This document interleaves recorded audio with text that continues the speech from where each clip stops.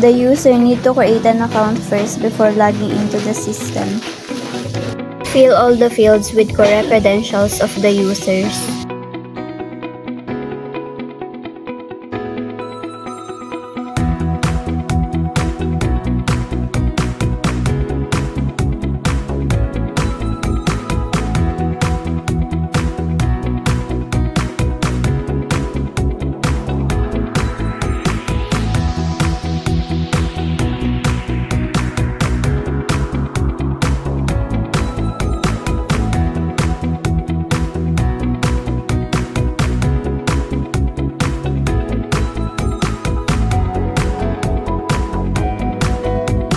After creating an account, the users will wait for the approval of the admin.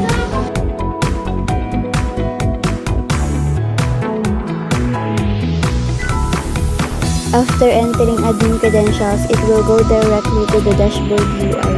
In dashboard, the admin can see all the totals and the graphs. In officers page, this is the list of officers that are waiting to be approved, reject, or delete by the admin. For officer account, they can create or submit a new report, and it will save in My Reports table.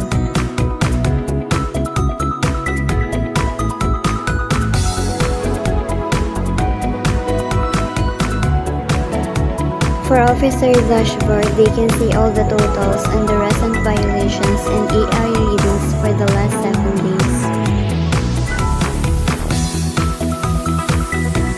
Click Submit Report button and then select a type of report and describe.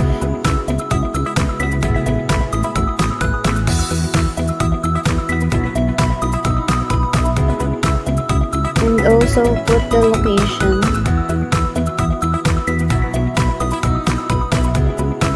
Select a violation type. And if it's speeding, then input or enter the speed. And also the plate number of the vehicle.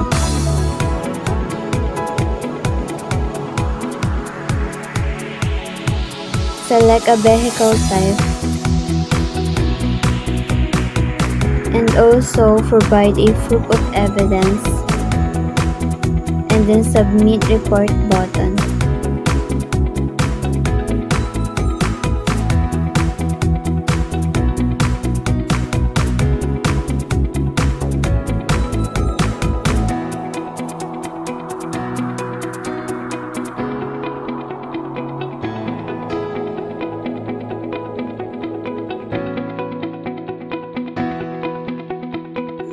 Let's log in the admin account again.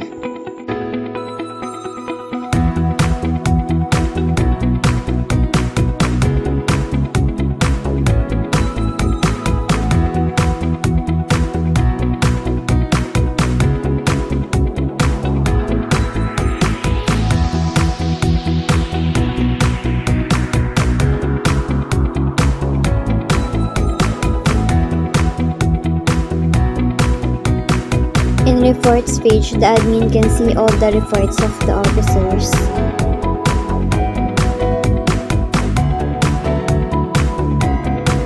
In violations page, the admin can see all the lists of violations.